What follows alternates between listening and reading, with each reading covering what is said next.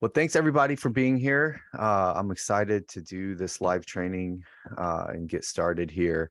And today we're talking about a brilliant story idea isn't enough. And I think we've all experienced this where, we're driving down the road. We are, waking up in the middle of the night or waking up first thing in the morning. And we've got this great idea for a story. We're all excited about it. We sit down, we start writing. It seems to be working well for a little bit. And then we start hitting roadblocks. We start hitting problems. We start going back and rewriting. I think at this point, it kind of bifurcates based on who you are, right? Do you power through to the end and then try to go back and find the, something in the heap you created, or, it becomes this whole thing. And so over the last year and a half or so, we've been working on a lot of new technology here at StoryGrid, and today we're going to be talking about the narrative path, and I'm excited to share it with you. And so I'm going to do a short introduction here, just a little bit to introduce myself, introduce Leslie, introduce what we're doing here. And then we're going to do training, and about 45-50 minutes of training to cover everything that we promised to cover when you signed up for this live training. And then I'm going to tell you about the Narrative Path Workshop and why I think you should join us for that. And then we'll end with a Q&A, and Leslie and I will answer as many questions as we possibly can. If you don't know much about who we are, so we are part of StoryGrid, which was founded by Sean Coyne, an editor and writer with 30 years of experience. I am the CEO of StoryGrid Universe. I'm also the publisher at StoryGrid Publishing. I'm also the host of the podcast, and I'm sure many of you first came across me on the podcast. And then with me is Leslie Watts, the editor-in-chief of StoryGrid Publishing. And we're going to be working with you today and telling you about how this works and about the narrative path and get you started on the narrative path today. So we're really excited to share it with you. So this is a metaphor that we've been using inside of StoryGrid for a little bit now, and it's been really helpful for us, and I think helpful for some of you to kind of understand where what the editor's job is and what the writer's job is, because sometimes it can feel like it overlaps. Sometimes it can feel like it overlaps inside of StoryGrid as well. And so we started using this, and we started saying, well, the editor is in charge of the macro view. Basically, they're the GPS, they're the navigator, they're the one with the map, making sure that you get where you're going. And the writer's job is to keep their eye on the road, to make sure that we're staying in the lane, we're not going off the road, we're not getting in a wreck, we're watching where we're going, and we're just staying in the lane. And then the editor is making sure that overall we're going in the right direction and we're getting where we need to go. So that's what we've been kind of thinking here is this is how an editor and writer works together. A writer is focused on the micro, the editor is focused on the macro. But of course, the first thing we have to do is figure out where we want to go. Where do you want to go? And in story, we're talking about well, what kind of story do you want to tell? Right.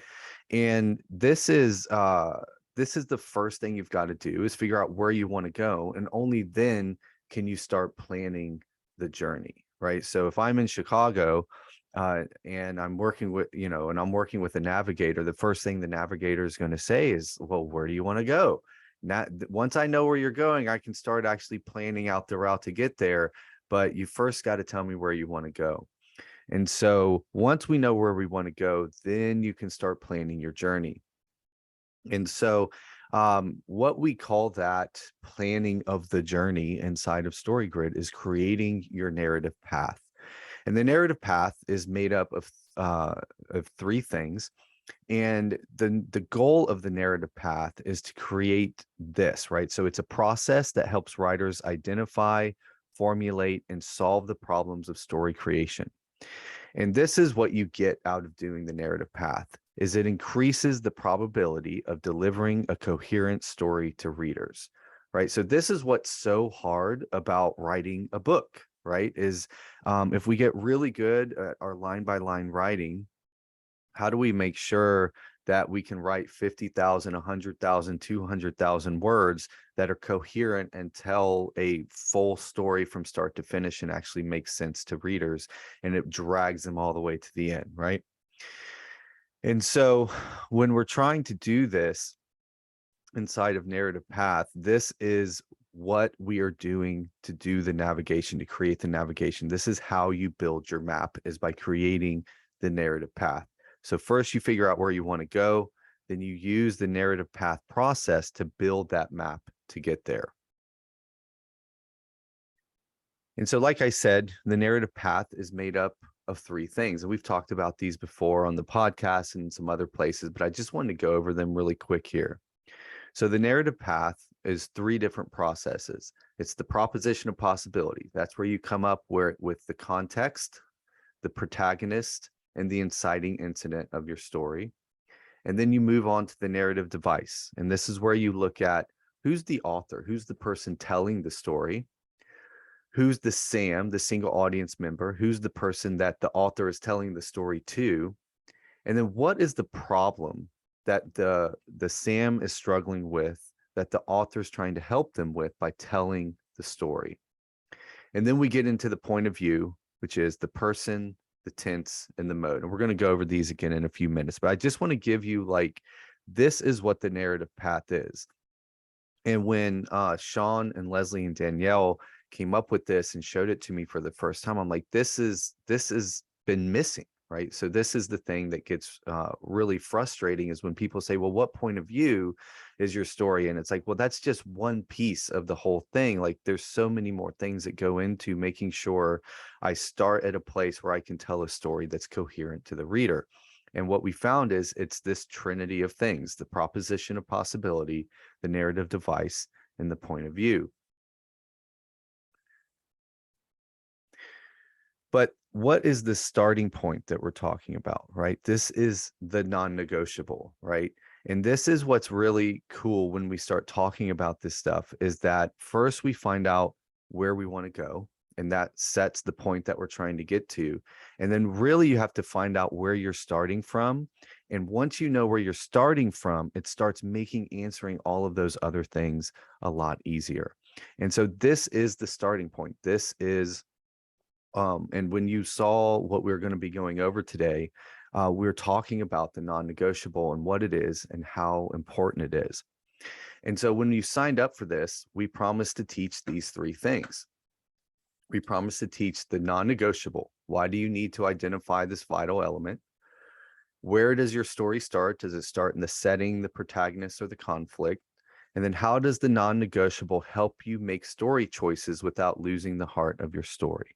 So these are the three things that we're going to cover today. And this is when I want to turn it over to Leslie, because she's going to show you how to find your non-negotiable and how this applies to building your own narrative path. So I'm going to take a break now and turn it over to Leslie so that she can teach that. So we start with a brilliant story idea is not enough. And that feels a little discouraging, but I'm hoping by the end that you will feel more encouraged, because you'll know what the first step is, beyond having a story idea, having an idea that you want to turn into a story. So again, to kind of go over those things that Tim shared, we are talking about StoryGrid's non-negotiable, and why you need to identify this element, and where your story starts, and also how the non-negotiable can help you to make effective story choices. So let's start with, why do you need to identify this element of your story idea?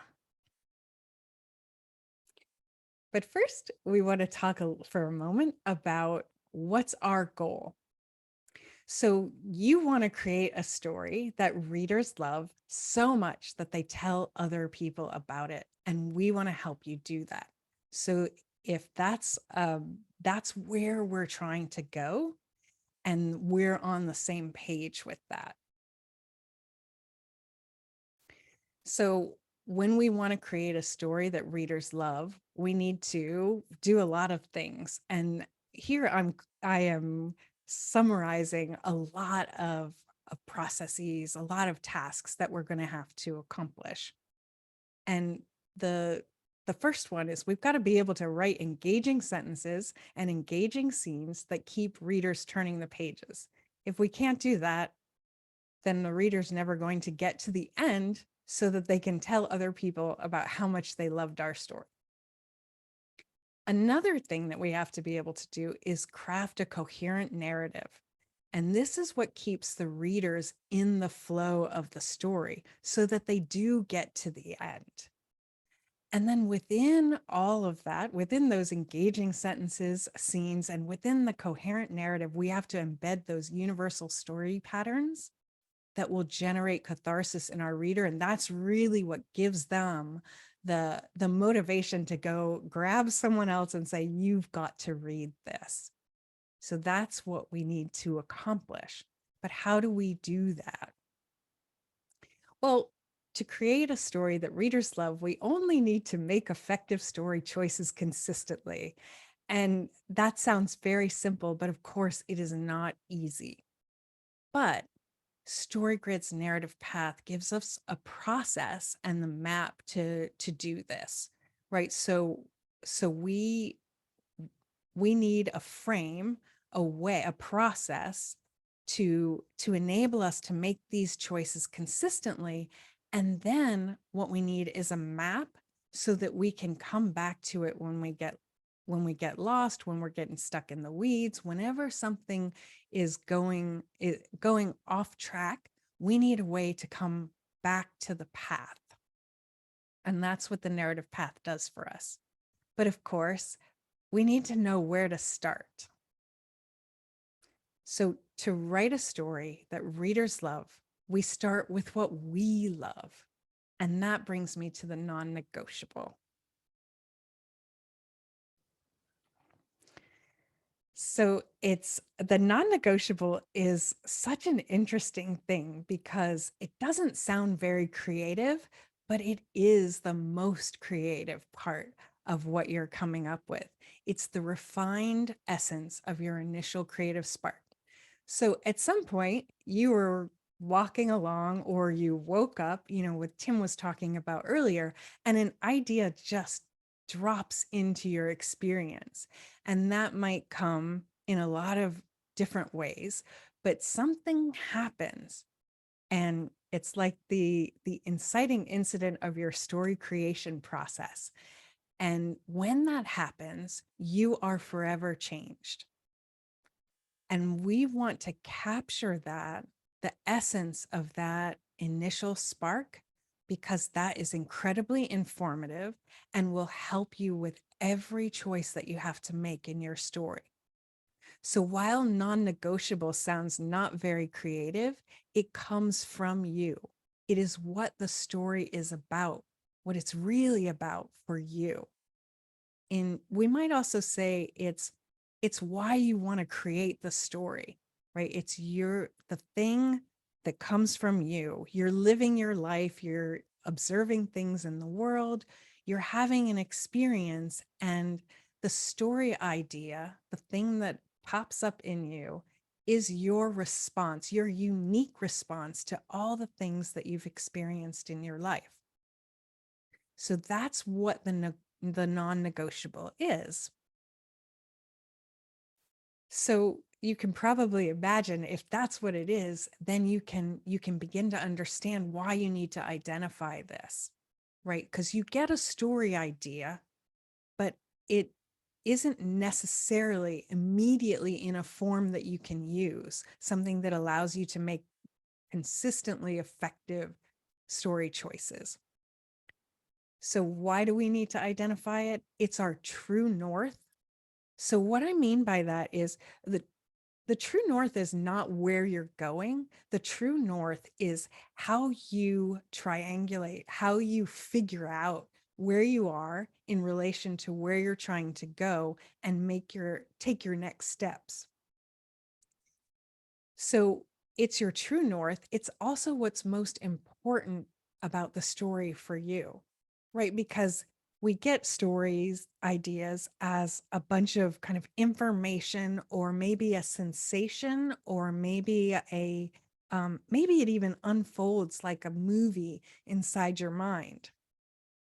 But we need to put that into a usable form, and we need to do that, we need to find what's most important about the story for us.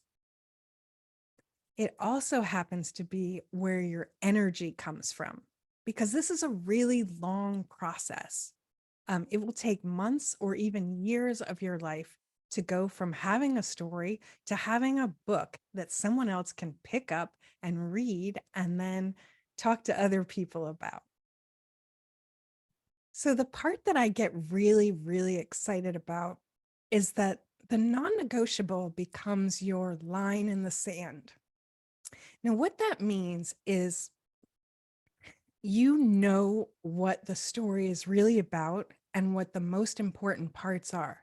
So, when you're going through the process and you're getting feedback from people, you're working with an editor, you may be having, at some point you'll have beta readers, these kinds of activities, you're going to be getting a lot of feedback. People are going to tell you what your story ought to be, and you need to understand for yourself what it actually is so that you can filter through that advice. You need to be able to hold on to that through the entire process. And this is really, really important, because we often we get advice, we get feedback, we get a lot of input about our stories, and sometimes it's hard to hold on to what it really is, and that's why we need to understand that from the get-go. Okay, so that's why you need to identify this.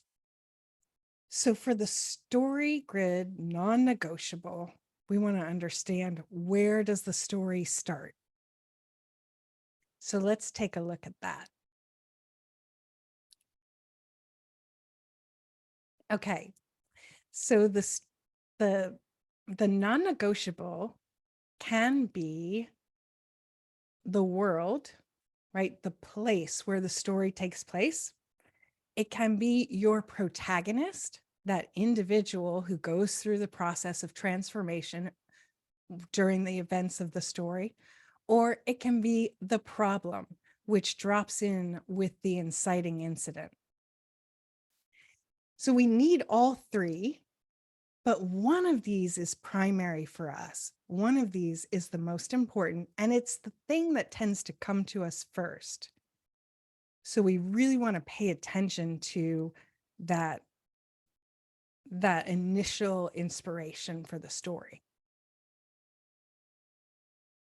So let's look at these pieces one by one to try to get a feel for what this might be for us. Now, what I want to say as we start going into this is that in the narrative path, we have a 100 question questionnaire that's like a personality quiz, that helps us to identify this.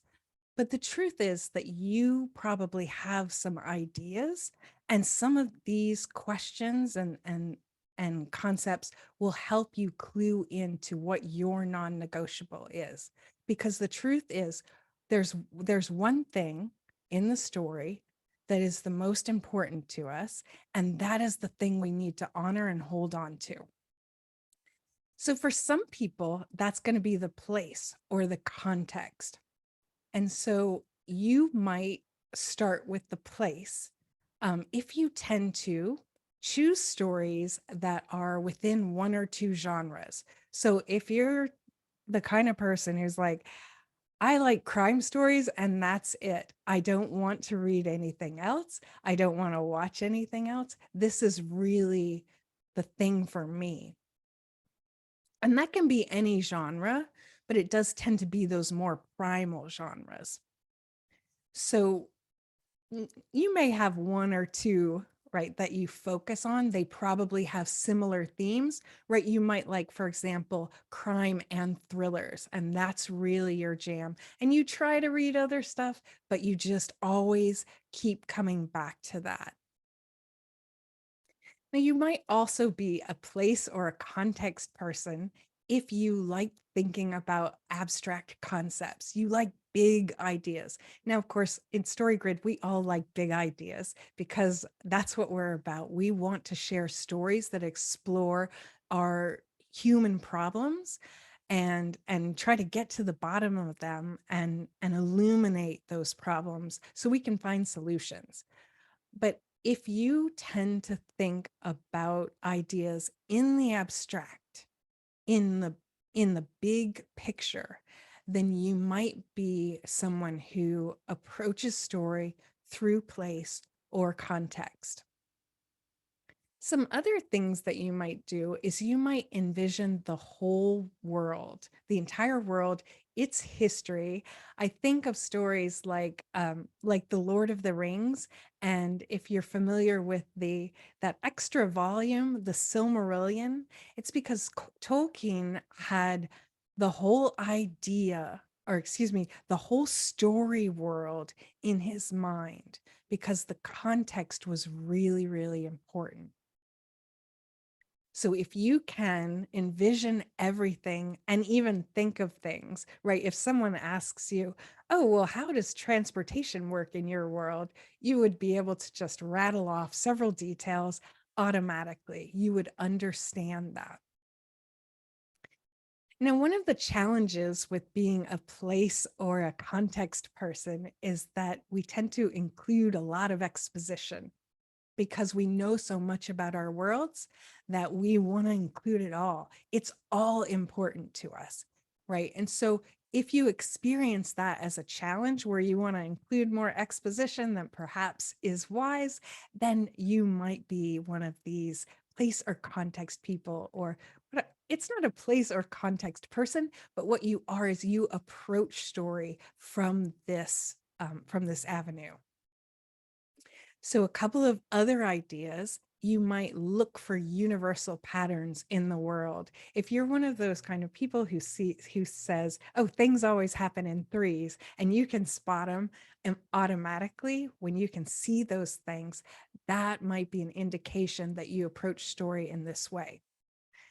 And then this other way of thinking about place or context, which is really interesting to me, is that we focus on the system when problems arise. So when a problem arises, we want to change the system to fix the problem because the problem is really within the system. Okay, so that's place or context. And so if some of those things are resonating with you, you might be approaching your story in this way. So the next way of approaching story is through the person or the protagonist, right? We're identifying with that main avatar, which we is what we call characters. You are really entering the story through that individual and their transformation.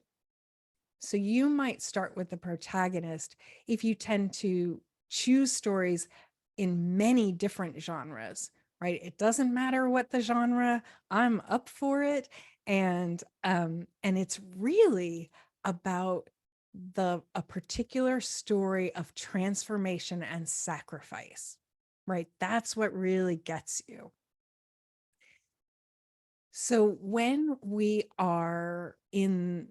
approach story in this way, it's often easy for us to envision the avatars, which is what we call characters, and their relationships and what they would do in a particular situation. Right? Oh, I know what this protagonist would do in this situation and this situation and this situation. I just know. And it's not even necessarily that you're picturing it, but it's more of a sense of knowing from within. In the same way that the people who enter story through place or context are knowing about their world. Okay, so one of the things that we tend to fall into if we approach story this way is we can include a lot of internal processing, because to us, that internal processing is what's really important. It's the story of how this individual faced this problem and figured it out and overcame the difficulties. Now, of course, every story is about this. Every story that works, we should say, is about this. But this is where the focus is if you orient to this avenue for approaching story. So with this approach, we also are looking for reasons for behavior. We want to understand why people do what they do. And then we want to watch the avatars doing that as well. So in the stories that we read and that we're drawn to, we look for that kind of thing. And then in our own stories, we want to explore why people do what they do, because we want to figure that out.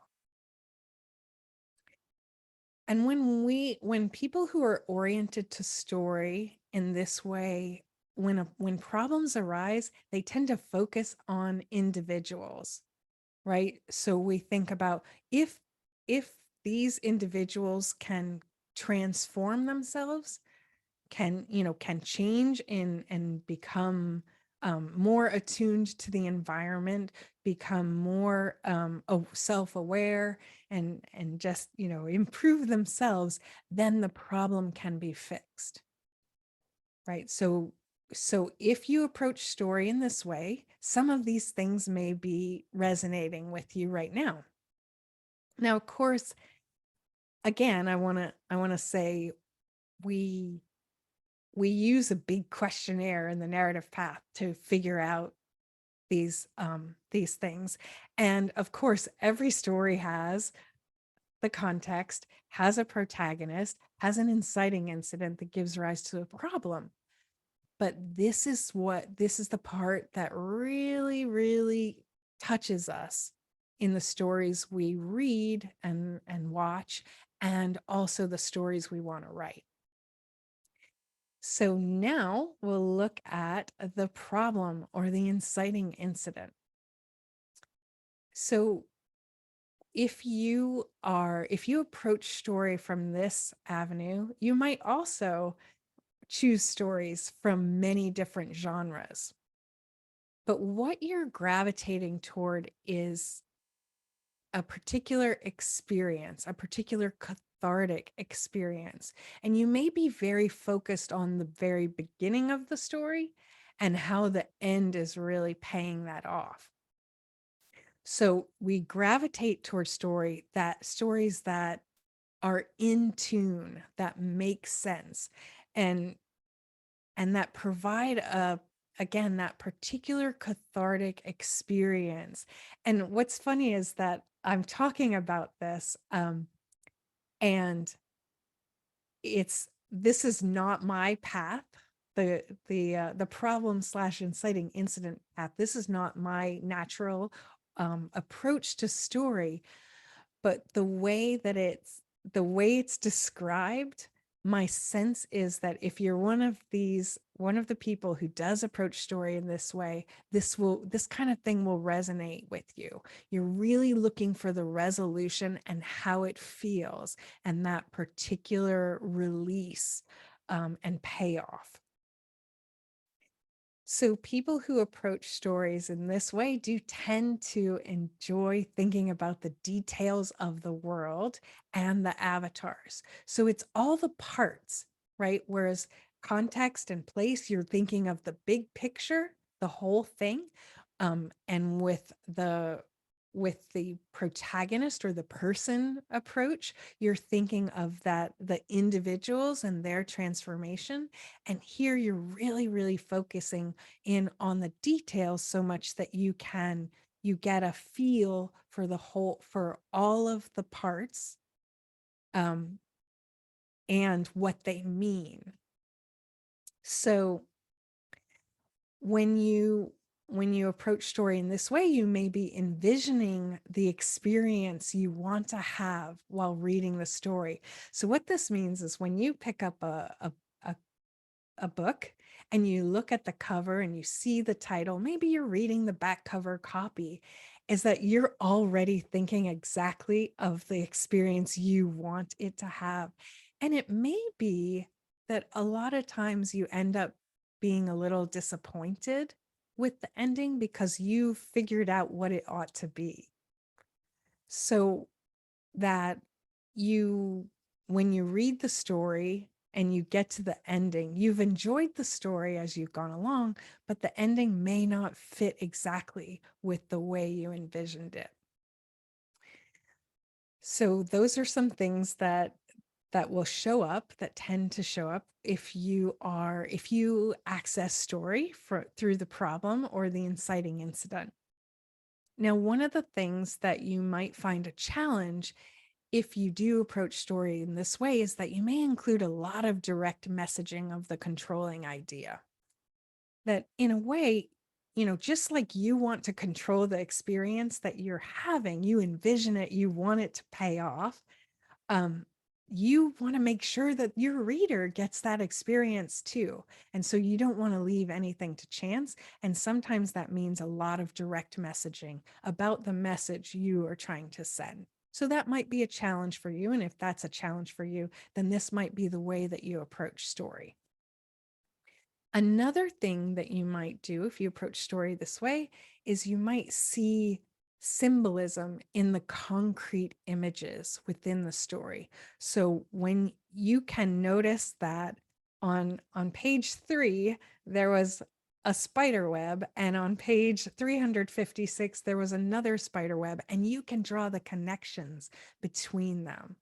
So that's part of this, and you understand what it means. Again, you immediately go from details to meaning. Now, for folks who approach story in this way, one of the things that they may find when a problem arises for them, they want to focus on the mechanism. What's the broken part? Let's get rid of it and replace it. So if these kinds of things resonate with you, you might be someone who approaches story from the problem or the inciting incident. Now, again, I want to say we use a long questionnaire to figure this out. And it may not be apparent right away, but if you think about it and think about the stories that you're drawn to, particularly the ones that you were drawn to when you were young, there are going to be clues in there that will point you in the direction that is your way of entering story. Okay, so we've looked at why you need to identify this vital element, your non-negotiable, and we've looked at where story starts for 3 different kinds of writers. Now we want to understand, how does StoryGrid's non-negotiable help you make effective story choices? So we want to go back to something I was talking about earlier. To create a story that readers love, we only need to make effective story choices consistently. And of course, the narrative path is the tool that we've developed that helps us to do this. It's both a process, so a series of steps, and a map to keep us on track as we're going along the path. But we need a place to start. So where we start along the narrative path is to identify our non-negotiable. Now, sometimes it takes a little bit of work to figure that out, but it does. It's one of those things that once it's clear, it's super clear. So if it's not clear in this moment, what I would encourage you to do is kind of think about those three types or 3 avenues for entering story, and think about the stories that you love, and think about the parts of the story that are most interesting to you. And then identify your non-negotiable, because that is going to help you to to to with the rest of the steps of the path. And why this is the case is that when you identify your non-negotiable, you build everything in the story around it. So for example, if you are a protagonist person, you enter story by thinking about the transformation of that individual, then you use that as your true north, and you find the context that is the right context for that individual, and you find the right inciting incident that is for that individual. So what this enables you to do is to find is to align all the parts of your story. So the whole of your story is aligned. The parts within it make sense. They work in sync. They are an integrated whole. Now, this is not, I'm talking about this as if it's just easy. Oh, okay, of course. You find your protagonist, and that's your non-negotiable, and then you just choose the right context and inciting incident. But actually it is really challenging, right? And that's part of why the process of writing a story, a story that works, a story that readers love, is so challenging, because we've got to align all those pieces and parts and make sure they're working together so that we create that coherent experience, and then we can embed those universal patterns that provide catharsis. So once we think about once we identify our non-negotiable, then we we think about possibilities in the other two components.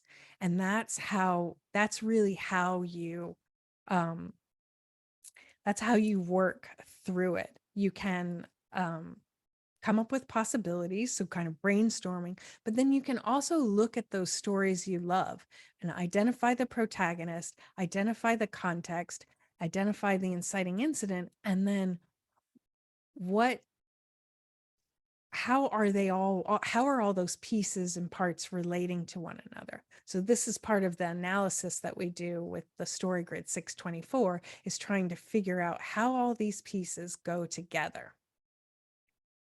Okay, so there are many steps that follow it, but again, you begin by identifying your non-negotiable, and this is this part of the story that means the most to you. It's the thing that makes you excited to spend months or even years of your life devoted to this story. Oops. Okay, so once you've got your non-negotiable, then, and you've identified it, then working along the narrative path, you refine that non-negotiable so that you really understand what are the operational qualities of your non-negotiable. What is it about this context? What is it about this protagonist? What is it about this problem that arises from the inciting incident? And then you use that non-negotiable to create your POP. This is your proposition of possibility. If you've been following the podcast, we've talked a lot about these elements there. And so you can get some really useful information about that that's beyond the scope of what we can talk about today. But that you use that non-negotiable to create your proposition of possibility, right? That gives you the other two elements of the in that of the protagonist or the context or the inciting incident. You choose your 5 genre leaf elements to go that are in line with that. And then you can build your narrative device. And that is really your way of your model of communication the way you're turning your story idea into a narrative, that coherent narrative. And when you have your narrative device, then you can find the right point of view. So if we think about this, I realize even just as I'm going through this list, it's just a lot. It's really, it's overwhelming even to me to think about it, because it's really a process of going step by step, and each step builds on the last one.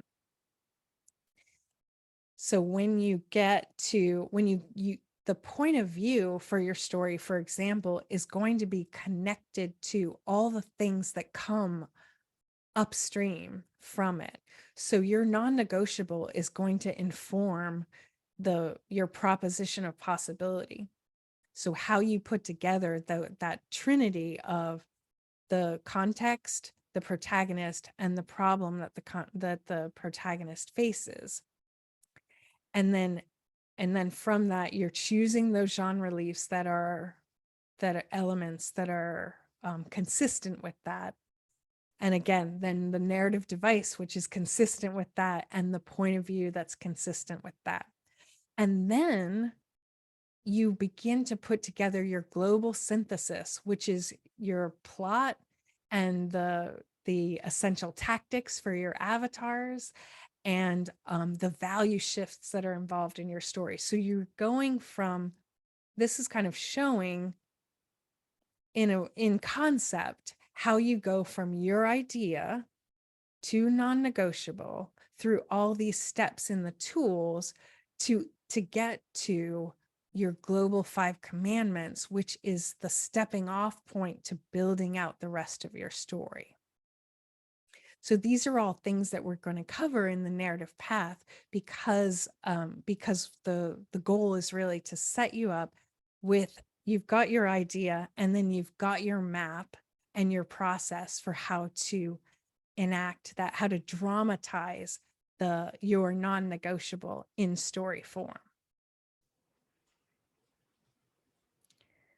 Okay, so I want to say, this is a lot to take in, and you've probably got a million questions that we'll get to shortly. But what I want to say is that it is a step-by-step process, and that once you lock in your non-negotiable, then it's not necessarily easy, but it is simple to extrapolate in each step as you go along, and that the narrative path and all of those steps are designed to help you get from where you are right now to a story that readers love. Thank you, Leslie. That was great. And I know some of you have put some questions in the chat, and we are going to do a Q&A in just a few minutes, and we will get through many, many of those. So just hang on to those for just a little bit. Yeah, and I just want to start here. Let me go ahead and share my screen again. Right. So again, when we signed up for this, we really wanted to focus on this idea of a non-negotiable and how that starts you on your path through building your own narrative path. And so, we wanted to do a couple different things, or a couple different goals with this training. So the first was to just have you start building your own narrative path. So the idea here is, we've talked about this in different ways, but we're really excited about teaching this for the first time, and really putting it out in a way to help you understand. I feel like this is one of those things that is going to become just a fundamental way that people use to start planning out their story before they start writing, so that they have a clear understanding of where they're going. And as they write, they know they're moving correctly and in the right direction. The other reason we wanted to do this is to introduce you to the Narrative Path Workshop. So we've talked about this before a few months ago, but it's coming up this November, and we've got a few spots left in it. And so we just want to invite you to it. And I'm going to tell you a little bit about what this is going to be and why we're doing it. So as I said at the beginning, uh, what the narrative path is it's a process that helps writers identify, formulate, and solve the problem of story creation. And the promise with using the narrative path is by following the process, it increases the probability of delivering a coherent story to the readers. And again, that's what we're focused on is we want to deliver a coherent story to the readers and make sure as writers that we're staying on the right path and we're going in the right direction as we write our story. So as we go through this, we're going to cover all three parts of the narrative path in the narrative path workshop. We're going to go through the proposition of possibility, where we cover the context and we look at how to create your alternate world. We're going to look at the protagonist and how that the primary character in the story is created, and we're going to look at the inciting incident. So this is how we get started on our story, right? We're figuring out what the setting is, who the protagonist is, and what sets off the problem for our protagonist. And then we're going to move into the narrative device, and we're going to look at the author. And this is interesting here because if we don't think of the author as just, I'm the author or you're the author, right? We're the artist, but we hire a specific person to tell the story, right? So this is where we think of what is the right person to tell this story. And for instance, the example we use a lot in StoryGrid is when we're looking at The Hobbit by J.R.R. Tolkien. It wasn't J.R.R. Tolkien that's told the story. It was J.R.R. Tolkien, the grandfather, that told the story, right? So we all have, different parts of ourselves. And the way that I has helped me understand this is like, I'm always the same person. Like I try to be the same person no matter where I'm at. But I'm going to have a different type of conversation when I'm talking to children versus my grandfather versus my parents versus my friends at the gym versus my coworkers versus Sean. Like a different version of myself is going to tell that story. A different version of myself is going to have those conversations. And so we do this when we're telling our stories. It's not just us, the artist, it's somebody inside of us telling that story. And we're telling that story to a single person, right? We talk about Sam a lot now in StoryGrid, and this is the person that we're telling the story to. One person, right? Not a group of people. This really helps us lock in to understand how we're telling the story. And then we have the problem. What is the problem that Sam is facing? And this comes from the pop as well. So this is why we do them in order.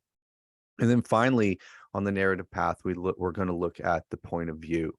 And this is where we look at the person, right? First person, second person, third person.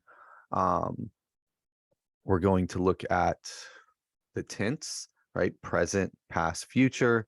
And we're going to look at the mode of showing or telling. And what's really interesting, and this is what's so fascinating, because Sean and Leslie and Danielle operate at this level of understanding of things that is really just neat to watch, and how, like, I think I always thought that these things were kind of like a grab bag. Like, I like to tell first person stories, so I'm going to tell first person stories, or I'd like to tell it in present tense. But really walking down the narrative path and starting with that non-negotiable, it informs how these decisions are made. And that's why I like when Leslie was talking about these questions are not easy to answer, but they're simple to answer. And they, once you understand what you're doing and why you're doing it, it becomes really clear how to make these decisions as you're going through planning your story. And so we're going to cover all of this in the Narrative Path workshop in November. And it's November 4th through 6th in Nashville, Tennessee.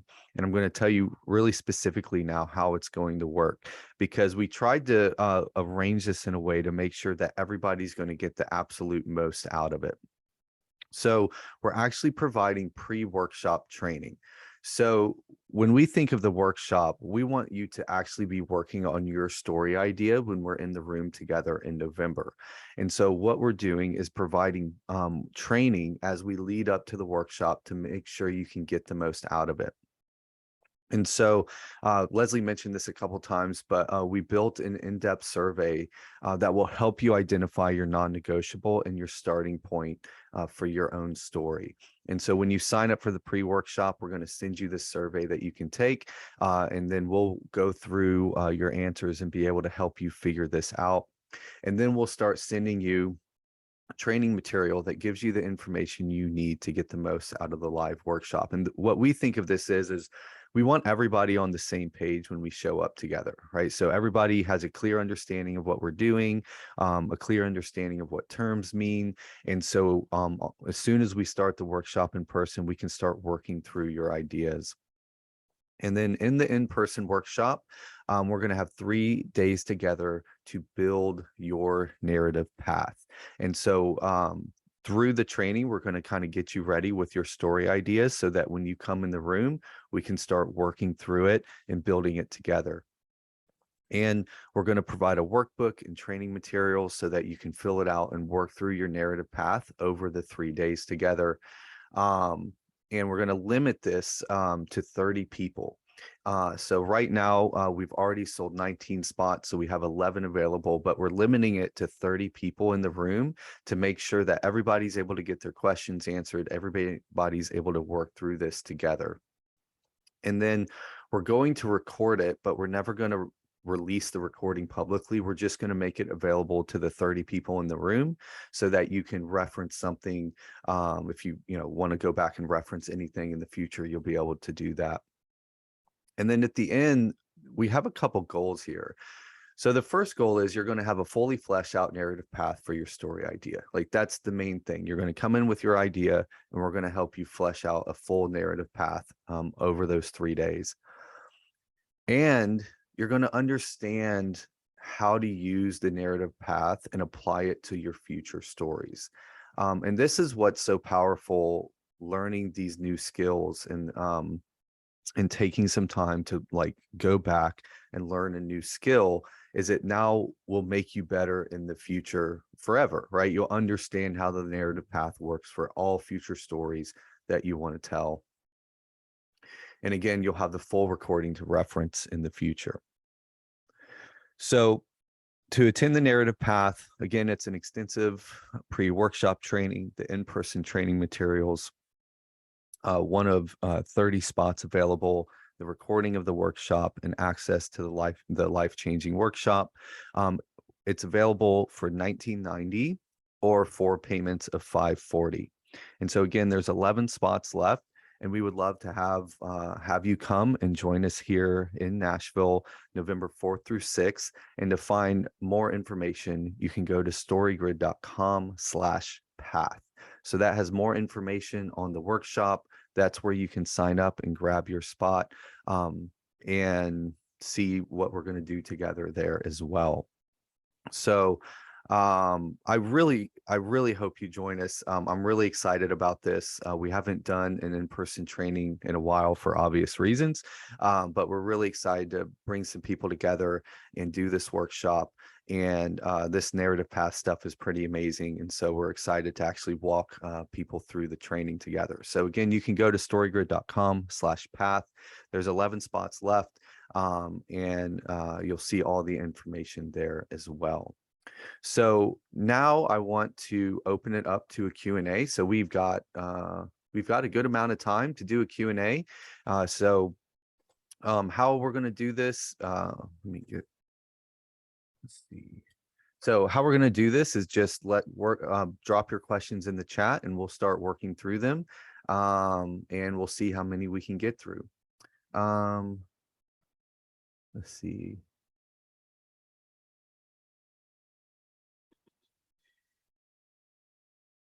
Before we start with the first question, I'll answer the question. I'll provide my slides so that Okay. everybody can have that. Yeah, absolutely happy to do that.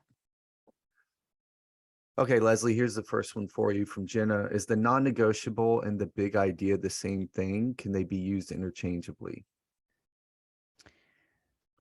No.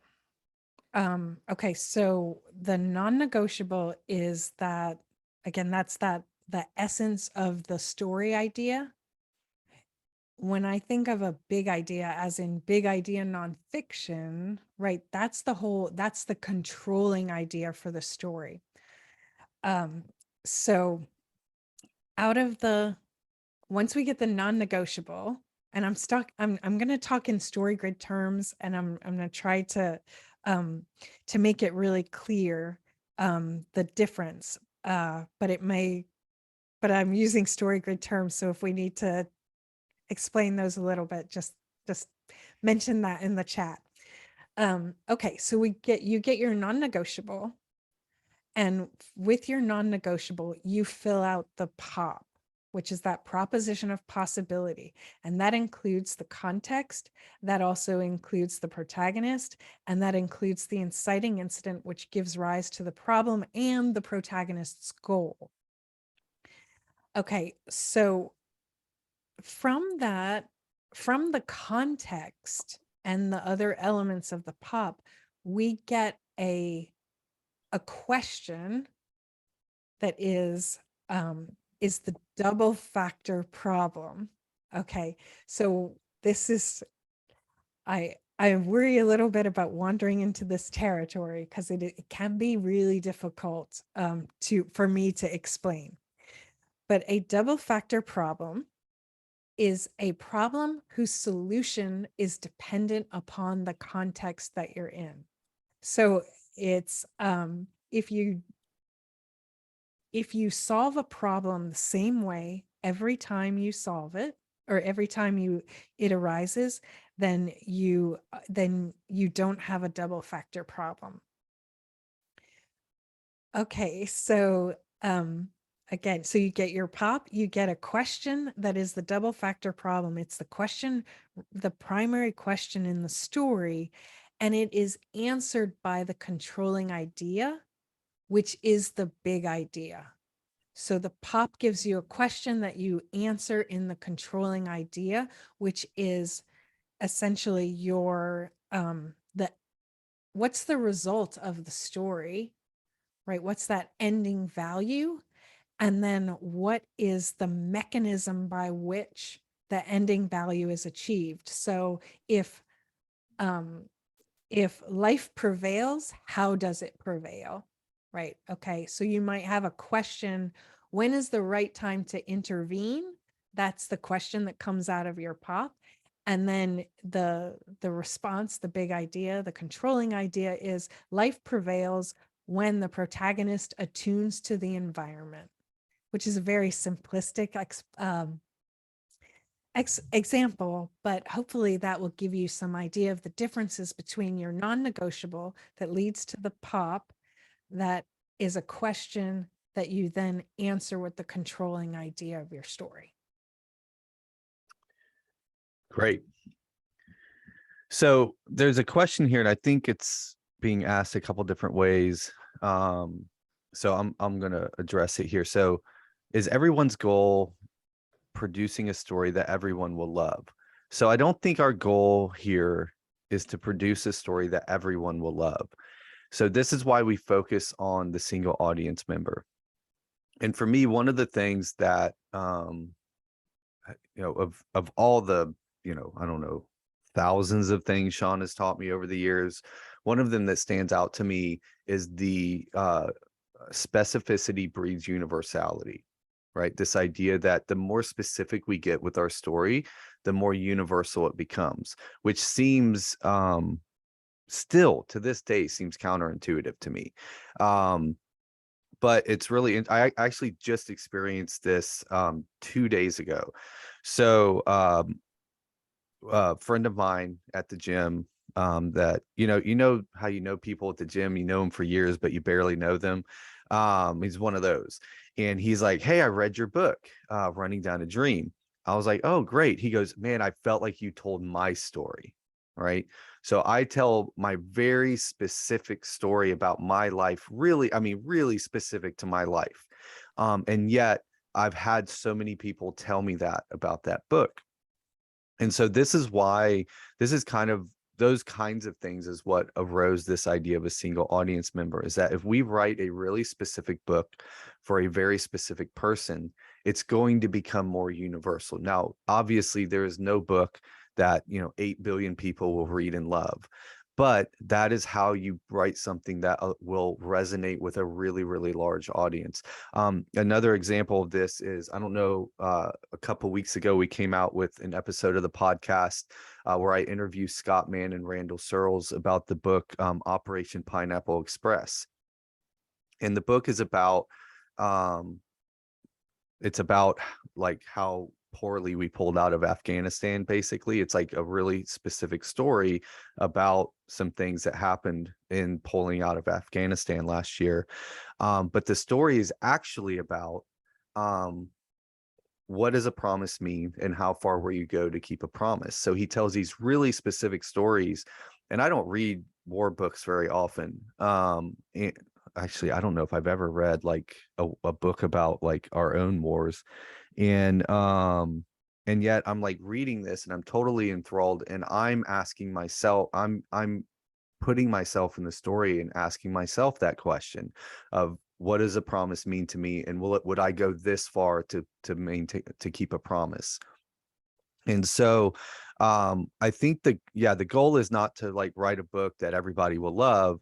The goal is to write a very specific book for a very specific person, because that is what will breed a universal story, which again still sounds counterintuitive to me.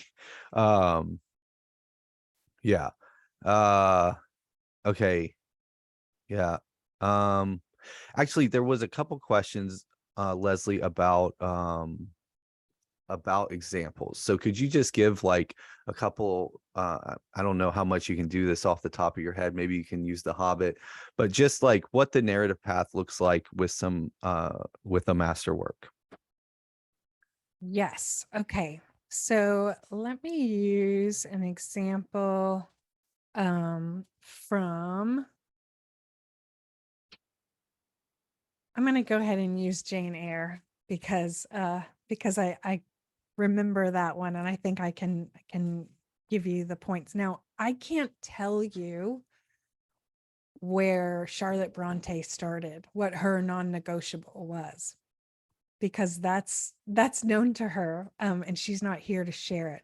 But what I can tell you is that we have a context that is in England in a certain time, and that the protagonist is a young woman who doesn't have a responsive mentor, and that her problem is that um, she has to make connections with people in order to survive.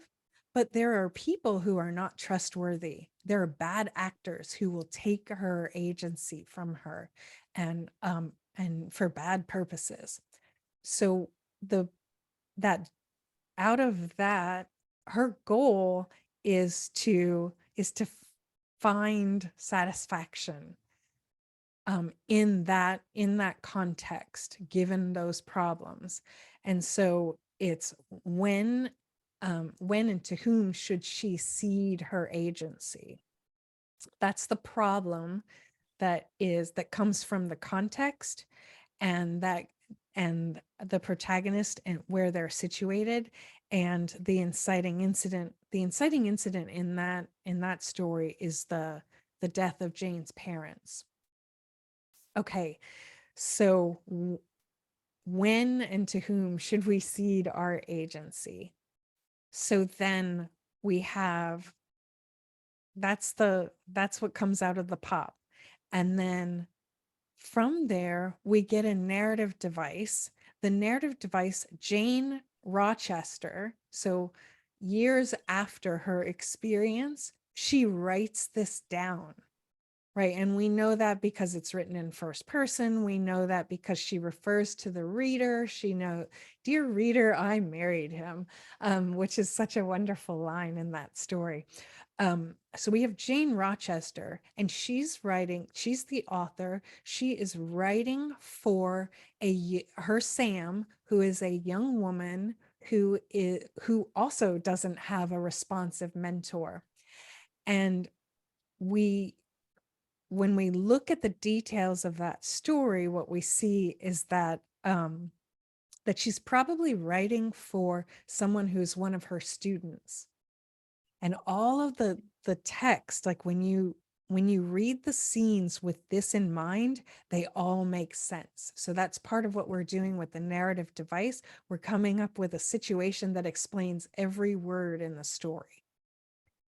So Sam's problem is a version of that problem that we identified arising from the inciting incident, in the pop. So Sam has a similar problem too. She doesn't know whom to trust, basically, right? And so then within the narrative, when we have that as a narrative device, Jane Rochester, who is writing a story for a young woman who doesn't have a mentor, essentially, or a responsive mentor, about how to figure out who to trust, where to apply your agency, given that you need to do it to survive, and that not everyone is trustworthy. So when you have that narrative device, then you can start to think about what kinds of scenes will be necessary in my story. What's the right genre? What's the right point of view? All of that, right? Now, first person is kind of an easy one to reverse engineer, because it's obvious who it's an overt narrative device. We can tell she directly addresses us. Um, but it works also for more covert narrative devices. But so she chooses first person and past tense because she's writing this as a kind of memoir to assist Sam, the single audience member, this young woman who has to figure out when and to whom she should cede her agency, which is required for survival. So, so yeah, first person, past tense makes sense. And then she uses a telling point of view because she wants to be able to directly address Sam as she does, dear reader, right? And you know what was interesting in going back through it for the second semester of the Guild is realizing how often she does that and how important that was for her to pull Sam out of the story for a moment. Sam, this is really important. You've got to see this, right? So these are the kinds of things that you can do when you understand you have a story about the story, which is the narrative device that helps you tell it and helps you make all those decisions. Yeah, when you said that about her saying "Dear Reader," it made me think. And somebody mentioned that we've used The Princess Bride before, and how in the movie, the grandfather stops and says, "Hey, don't be scared. Like he's gonna be, she's gonna survive." Um, that's cool. Could you talk a little bit about how the five genre leaf clover works with this? Does it come before the pop? Does it, where does that sit in the narrative path? Okay, this is a great question, because the truth is that this isn't necessarily linear. You have to understand your non-negotiable, I think, like that is the place to start. But and you have to figure out what those other components of the pop are. But once you have that, you kind of move around, right? That's how you refine your story idea. And then you move around up and down what we call the 624. That's just, that is 24 questions over 6 levels of analysis, right? 6 primary tools we use to help us plan and draft and revise our stories. So when we might not know the 5 genre leaves right away. We might know some of them, but it's okay to move around based on what you know, and then just keep moving out from that. So the 5 genre leaves are: we have the content genre, that's what the story is about. Those are based on human needs and the core value involved in the story. Then we have the reality genre, and this is how does cause and effect work in the world? How far do we have to suspend disbelief? Those kinds of questions are what come up when we're looking at the reality genre.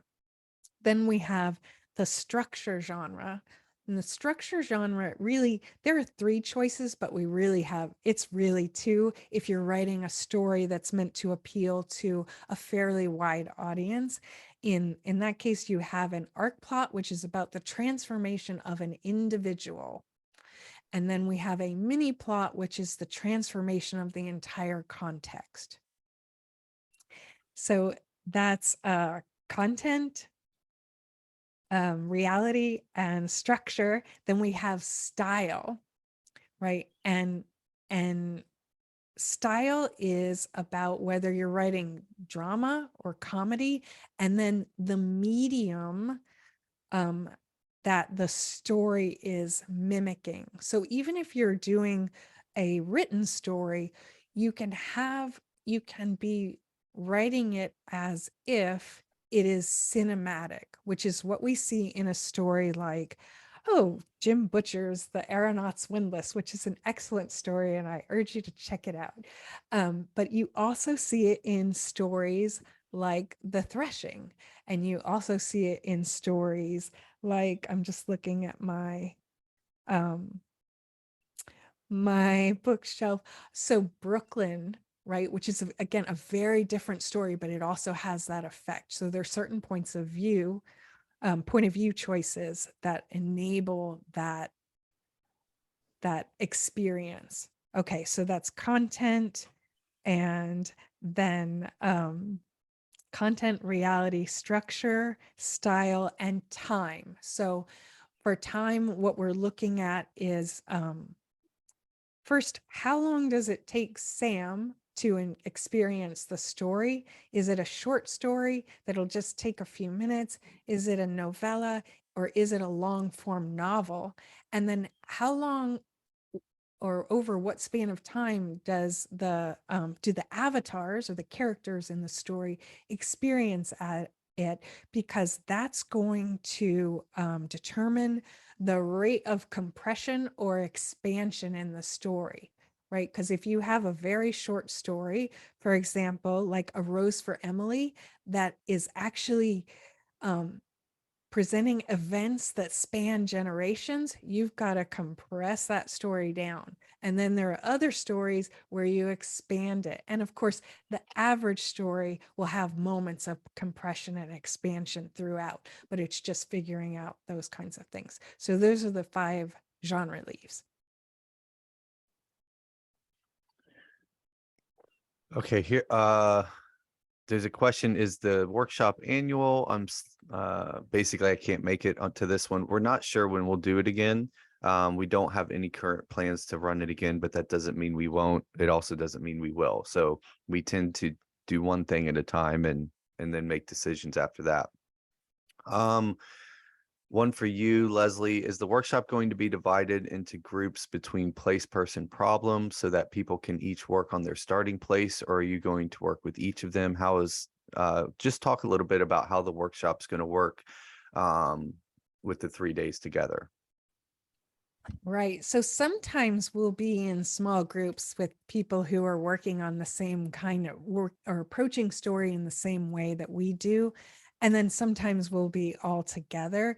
And then, of course, in the very beginning, we'll be working with you with the questionnaire and with your responses to questions in the pre-workshop training to help you nail down what your approach to story is so that you show up with that. And then, yeah, once we get there, we're going to, we'll sometimes be in a big group working through things, and sometimes in smaller groups. It just depends on what's the task we're trying to accomplish in the moment. Okay. And we've had a couple questions of if we will post this recording, and we will, and we'll send it out to you if you registered, which if you're here, that means you registered. So we'll send it out to you later this evening. Oh, where was I here? Oh, could you talk a little bit about how this compares to what you're learning in the guild? Um, and then also address, I thought this was interesting too. It's just like, how does this work with like the Foolscap global story grid, that tool that we've had for a long time? Like, how does this kind of fit into that? Okay, so what I would say about the comparing to the guild, um, so in the guild, what we're learning those. There was that slide where I talked about engaging sentences and scenes, right? Those are the skills that the guild is all about, right? You have to be able to do that to keep a reader reading. Because if the reader can't finish a page, then you're not going to get them through the end of the book. So you have to, so that's what we're doing in the guild. And the way we're doing that is we take a pattern scene from a story that works really well. And then we break it down. We use the 624 as a tool to analyze that story. And then the participants are iterating their own version of that pattern scene. So it's very focused on, I like to say, can you put this car where it needs to go? So like the exercise of parallel parking when you're learning to drive. Can you put this car exactly where you intend? And that's what really a big part of what we're learning in the guild. Um, the narrative path workshop is designed to help you then take those skills, and do your own story. So you're creating your own pattern, your own 624 in order to write your own story. Now, we do recommend obviously studying Masterworks and having Masterworks backing you up as you work on your own story, but it is designed to take that story that's in you, that is independent from the pattern that we happen to be iterating in a particular semester. Um, okay, so that was one question, and then the foolscap, and the editor 6 core questions, and what I would say is that the narrative path, we're a lot of the tools that we're using here are ones that we have used in the past. We're just coming at them from a different direction, right? The editor 6 core questions has the genres, it has the point of view and narrative device, and it has the objects of desire, it has controlling idea, it has the beginning, middle, and end. It has all of those elements, but what we're doing, that is more of a diagnostic tool, and that is the approach that we're taking when we're using that, specifically the editor 6 core questions generally. But what we're doing here is we want to help you create a map and a process that enables you to plan and draft and revise your story. And so that's where we're coming from. How do you get from your story idea to a story that readers love? This is the process. This is the map. Great. So there's a question here because there's a comment I want to make on that. And then there's a question here that will kind of get me there, I think. So Nicole says, for those who cannot attend, what articles, books, and podcasts do you recommend? And then will there be a narrative path for love story? So I'll start with number two. Yeah, so if you look on that page, we're focusing on crime and action in this. As we were planning it out, we're always walking this line of wanting to make it relevant to the most people, but also obviously wanting to be able to fulfill the promise we're making. And what we figured out is that your choice of genre has huge impacts on which direction the narrative path takes. It's kind of like if I'm in Chicago, choosing between LA and New York, you got to go really different directions. And so we're focusing on crime and action on this one. Again, I'm not 100% sure what we'll do in the future. I would love to do a narrative path workshop for every genre and all of those things, but we'll have to see how that works out. The best place to learn this stuff for now is probably the problem is that you know, a lot of what Sean taught in the story grid, the book, was taking concepts we're all kind of aware of, right? Genre, act structure, all of that kind of stuff. And for me, and this is what brought me to story grid in the first place, right? I came in as a fan of the book first. Um, is he actually grounded it in like concrete, this is what it is, right? No kind of like fluff to it, no kind of squishiness to it. Like, this is what genre means, these are the genres, this is why they're the genres. um and what I felt like he was doing is taking the kind of stuff floating out in the atmosphere and grounding it in reality. The difference with what we're doing with beat structure and the guild and the narrative path is this literally doesn't exist anywhere else. So this is brand new territory being developed here. You know, Sean's ultimate goal is to have a full narrative theory, which I believe he's created now. Now he's just, you know, got to write it down in a book. That's the easy part, right? um and so when you ask like where else can you learn this, you know, for some questions around like genre or like heroic journey, it's like obviously there's plenty of people that have talked about those things. What we're talking about here doesn't exist anywhere else. And so the only place I can really point you to is the podcast, because we've talked some about the narrative path on the podcast as we've worked through uh, when we started the current kind of series back in April, working through Eyewitness by Ed McBain. Um, and then as far as like how I'm thinking about, you know, the tools like Foolscap, um, editor 6 core questions. One is, this is just a higher resolution, right? It's like buying a better microscope, you know, or buying a better telescope. You know, I remember I had gotten this telescope when I was a kid, and it was pretty cool. I could look in it, I could see some stuff. And then I went to a friend's house who had like a legit telescope, and it was like, oh my God, it's just a totally different experience, right? And so as we continue to develop these tools, that's what we're trying to do, is create better technology around story. um and we're really hyper focused on the writer. So again, as when you know, the subtitle of story grid, the book, is what good editors know. And so it was really focused on like, okay, now that you've got your book, how do you make it better? And what we've really started focusing on with the narrative path and the guild is really just focused on how do we help you become a better writer. And these are the things we're using. So we're coming at it, we have a different Sam now. You know, we're coming at it from a new perspective. um let's see, I had a question for you. Oh yeah, Leslie, I couldn't find it, somebody asked it. So could you just talk a little bit about, um you know, there's this constant tension between, if you're a pantser, you're somebody that just kind of likes to just start writing and see what happens, or the plotter, that, or somebody that tries to kind of plan everything out.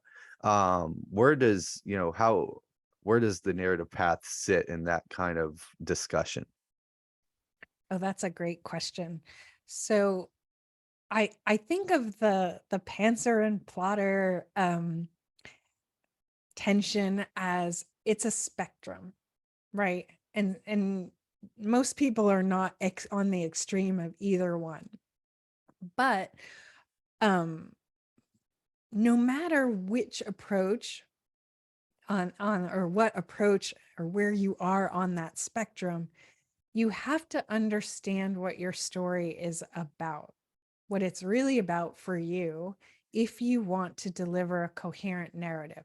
Now, different people will do that, will figure that out in different ways. So a plotter may be sitting there and plotting out the whole thing to figure out what happens. And a pantser might be writing an exploratory draft in order to figure that out. But either way, no matter how you do it, you, in order to deliver a coherent narrative and do all those things that are required for a story that readers love, you gotta make those decisions and make things line up. And so you can do that at different times. You can choose a different process, a different order, but ultimately You got to account for these things in order to make the story work.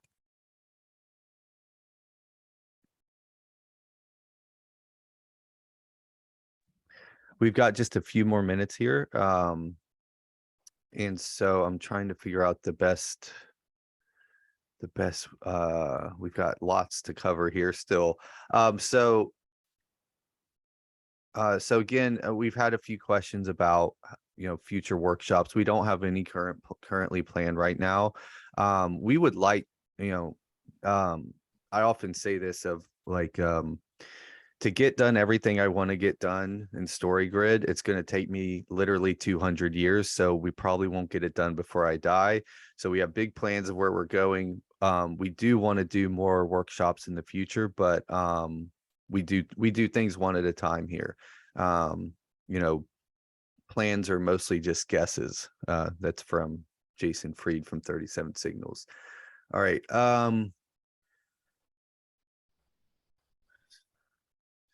So this question I thought was interesting from Nick. He's writing horror.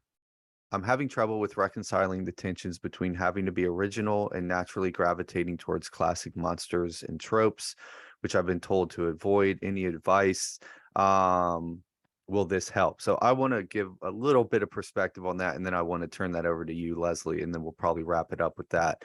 So, you know, uh, one of the things I want to mention here, what popped in my head when you said you don't want to navigate to, or you don't want to go towards monsters and tropes, and the first thing that popped in my head was the movie John Wick, because there is not a more tropey, cliche action movie ever created than John Wick, and yet it's like my favorite action movie, and obviously it's done enormously well at the box office.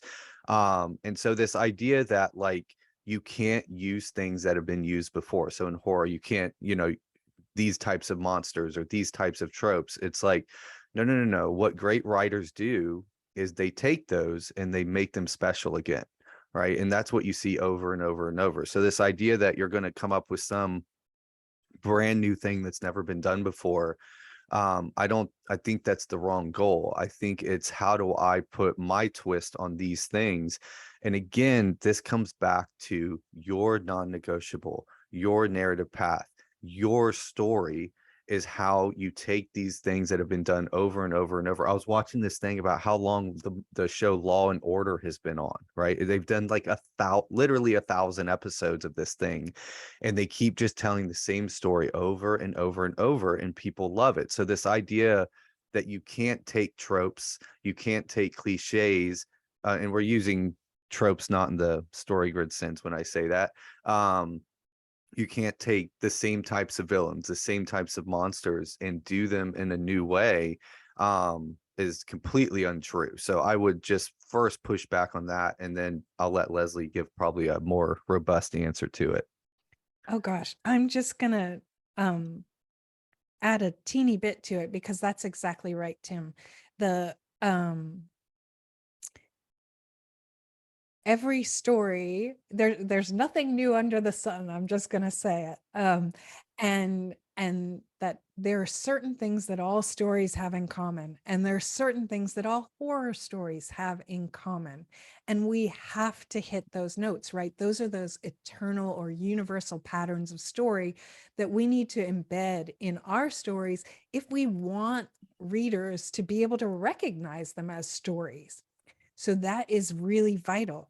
So it's really a marriage between those universal patterns, the things that readers expect to find in every story of a particular kind, that is married with our non-negotiable, what the story really means to us, right? So a horror story is exploring our need for safety and security, and our inability to maintain our grip on reality when we're facing our worst fears. So everybody has a unique experience with respect to what is our worst fear. What is the worst fear? The thing that causes me to lose my grip or have a tenuous grip on reality. And we get to bring our take on that problem to our story. And so we get the invariant pattern and our unique variant pattern, and we bring them together, weave them together, and that's how we create a story that is both what the reader expects, what they need to find, but also unique and special and new. Great. All right, well, we're going to wrap it up there. We're at 92 minutes, so that's probably long enough. I really appreciate everybody being here and coming for this. Hopefully you got a lot out of the training just from scanning through the chat. It seems like so many of you got a lot out of it, are seeing things. There was one comment about how like she realized like, oh, I'm a context person, like this is what I do. And those kind of moments just give me chills as somebody that gets to be a part of StoryGrid, is helping people come to those conclusions. So thanks so much for being here. I do hope that you join us in November for the Narrative Path Workshop. It's November 4th and 6th. You can see all the information at storygrid.com/path. So thanks so much for being here. Thank you, Leslie, for sharing your knowledge with everybody. And thanks, everybody. We'll see you next time.